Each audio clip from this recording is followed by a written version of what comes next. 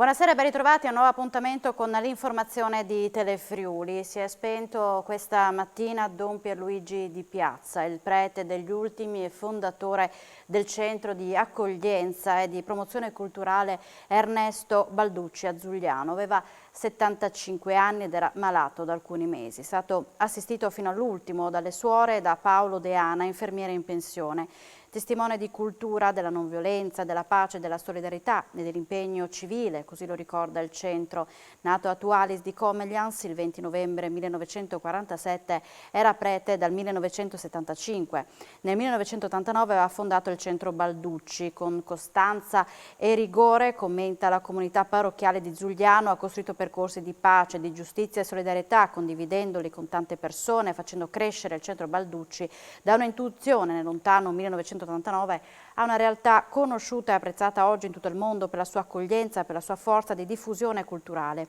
I funerali saranno celebrati dall'arcivescovo di Udine, Monsignor Andrea Bruno Mazzocato, martedì alle 16 al centro Balducci, messa e sepoltura a Tualis mercoledì alle 16, camera ardente in Saletta Petris da domani mattina alle 7:30, domani sera alle 20 il rosario al centro Balducci.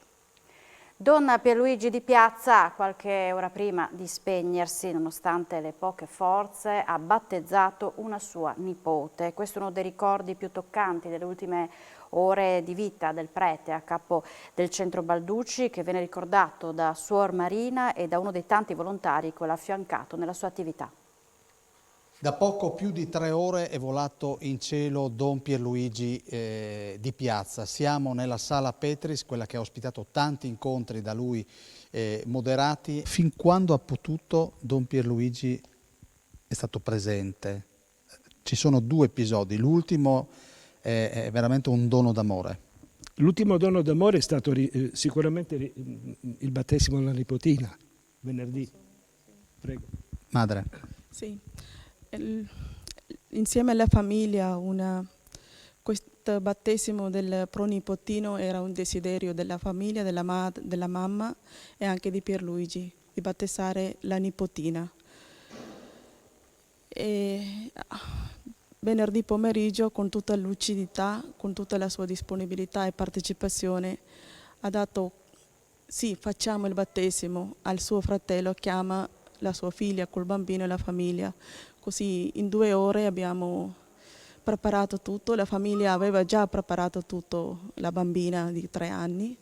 Abbiamo vissuto con lucidità, con serenità, partecipazione, fede profonda, vivendo anche tutti i segni del sacramento, con le parole, con le preghiere abbiamo vissuto. Quindi era un momento bellissimo, importante. Senta, le ultime parole che ha pronunciato, visto che lei le è stata accanto veramente fino all'ultimo. Quando abbiamo parlato di questo momento che lui ha compiuto adesso, prima abbiamo potuto parlare, ha detto: sono sereno, accetto, mi affido, lasciami andare, lasciatemi andare. La scomparsa di Don Pierluigi Di Piazza segna la perdita di un protagonista della scena regionale che ha speso tutta la vita per gli altri, una figura che ha avuto un ruolo importante e sempre riconoscibile sul piano spirituale e sociale, lo dichiara il governatore del Friuli Venezia Giulia, Massimiliano Fedriga. Don Pierluigi era una persona speciale, sempre attento agli ultimi, un innovatore coraggioso, libero, ha seguito e predicato con coerenza il magistero cristiano e ha praticato senza risparmio l'impegno sociale e politico, così in una nota la Presidente del gruppo PD alla Camera, Deborah Seracchiani, ricordando Don Pierluigi Di Piazza. Adesso vi proponiamo un estratto di una delle ultime interviste rilasciate a Telefriuli da Don Di Piazza, che parlava dell'accoglienza e di quella che lui ha sempre amato definire la famiglia umana. Io e Pierluigi Di Piazza sono nasciuto a Tuallias di Comeglians e sono un grum leata a questa radis, ma non chialanti in devor, radis che mi ura là in devanta vita, così è sempre stato. E anche il convegno di settembre, ecco, sono contento che si faccia anche quest'anno, intanto è il 29esimo e quindi vuol dire una continuità. Dopo che il divece Ruzzi di mettere insieme l'accoglienza dai stranieri, da cui arriva da lontano, ai momenti culturali, per far riflettere sulle grandi questioni del mondo, che sono cose che viviamo ogni giorno noi in chiesa, del paese, ma che dopo sono cose che non riguarda come persone che fanno parte di tutta una grande famiglia che è la famiglia umana. Siamo alla cronaca, una lite tra conviventi scoppiata per futili motivi è sfociata questa notte in un accoltellamento. Ad avere la peggio l'uomo, un 41enne sudamericano. Nuovo fatto di sangue a Udine. Un uomo di origini sudamericane è stato accoltellato dalla propria compagna nella loro abitazione, un appartamento al primo piano del civico 57 di Piazzale Cella. L'episodio è avvenuto attorno alle 3 della scorsa notte. La donna, 42 anni, avrebbe colpito il compagno 41enne con 2 fendenti all'addome al termine di una lite scoppiata per futili motivi e successivamente degenerata. Sarebbe infatti spuntato un coltello e l'uomo avrebbe riportato 2 ferite da arma da taglio. A chiamare i soccorsi è stata la stessa coppia. L'uomo è stato portato in ospedale dove sarebbe ricoverato in prognosi riservata. Anche la donna è stata visitata. In mattinata i 2 sono stati sentiti dagli investigatori. Sono in corso accertamenti per chiarire l'esatta dinamica dell'accaduto. Al momento, a quanto si apprende, non risultano indagati. È di un ferito grave il bilancio dell'incidente che si è verificato nel tardo pomeriggio di oggi a Latisana, sullo stradone che porta a Legnano, all'altezza dell'incrocio semaforico della frazione di Pertegada. Qui, secondo una prima ricostruzione, c'è stato lo scontro tra un'auto e una motocicletta sulla quale viaggiava un uomo di Gemona. L'auto e la moto percorrevano la stessa direzione. Un sorpasso azzardato del motociclista ha portato allo scontro con la vettura. L'uomo di Gemona è stato ritrasportato d'urgenza all'ospedale Cattinara di Trieste. Sul posto per i rilievi il distaccamento dei Vigili del Fuoco di Latisana. Un ferito grave trasportato in elicottero all'ospedale di Udine. Il bilancio di 2 incidenti è avvenuto invece questa mattina in provincia di Pordenone. Il servizio. 2 gravi incidenti stradali si sono verificati questa mattina a Montereale Valcellina e a Porcia. Il primo è avvenuto verso le 5 a Montereale Valcellina sulla SR 251 in località San Leonardo ed ha visto la fuoriuscita autonoma di un veicolo che ha terminato la sua corsa dopo svariati cappottamenti. I vigili del fuoco di Maniago ed il personale sanitario, giunto con automedica, 3 ambulanze e l'elicottero, hanno soccorso i 4 occupanti, uno dei quali, il più grave, è stato trasferito in elicottero all'ospedale di Udine. Il secondo invece è avvenuto a Porcia in via Molinata poco dopo le 7. Un'auto è uscita autonomamente dalla sovrastante autostrada terminando la propria corsa cappottata nel fossato limitrofo. Il conducente è rimasto incastrato all'interno. I vigili del fuoco di Pordenone, con le attrezzature idrauliche in dotazione, hanno provveduto a liberarlo dalle lamiere e assieme al personale sanitario di Pordenone, giunto con automedica ed ambulanza, lo hanno estratto dall'abitacolo.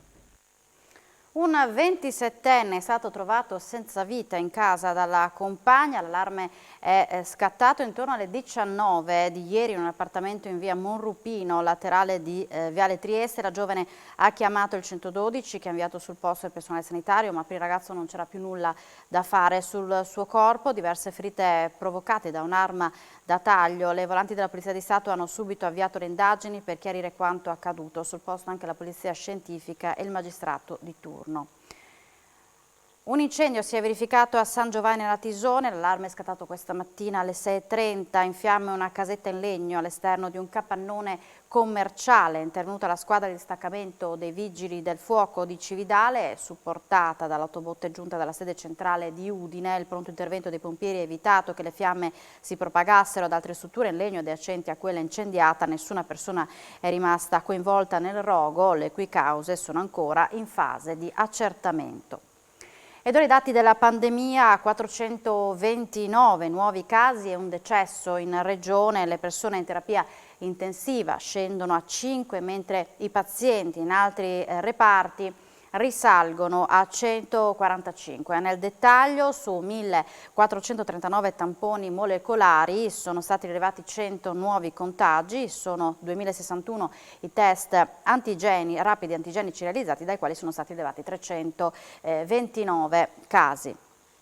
Inaugurata ufficialmente questa mattina a Villa Manin, sapori pro loco, tipicità, gusto, tradizione, la manifestazione enogastronomica giunta alla 19ª edizione, dopo 2 anni di stop forzato, ha già in un giorno raggiunto 10.000 presenze. Inaugurata ufficialmente a Villa Manin Sapori Pro Loco, tipicità, gusto, tradizione, la manifestazione, giunta alla 19ª edizione, permette di degustare le specialità enogastronomiche del Friuli Venezia Giulia. Dopo 2 edizioni perse a causa dell'emergenza sanitaria, Walter Pezzarini, presidente del comitato delle Pro Loco del Friuli Venezia Giulia, ha sancito la definitiva ripartenza del movimento che si fonda sull'amore e passione per le proprie comunità di migliaia di volontari sul territorio regionale. Abbiamo valutato circa 10.000 presenze, ma la cosa più importante è che hanno fatto con calma le code, senza nessuna ressa, senza nessuna arrabbiatura. Quindi c'è voglia di stare insieme, c'è voglia di amicizia, c'è voglia di socialità. Nel 2019 organizzavamo 110.000 eventi e nel 2020 eravamo a circa 15.000. fatti in modalità ridotta. Oggi ci sono in questo momento circa 500 eventi in tutta Italia, quindi significa che si sta ripartendo. Abbiamo una ripartenza che va oltre l'80% della riprogrammazione dei nostri eventi. È un risultato che ieri ha portato 10.000 persone a visitare gli stand, ma è un risultato che va totalmente ascritto alla generosità dei volontari e delle volontarie. Oltre 500 persone che si sono messe a disposizione della comunità friulana e degli ospiti che vengono a trovarci per promuovere questo Friuli, e lo fanno con un'ottica di generosità, di restituzione per un fine alto, che è il fine dello stare insieme, del bene comune. Siamo in chiusura, subito dopo la pubblicità, appuntamento con Sport FVG per tutti i risultati del calcio dilettanti. Buona serata.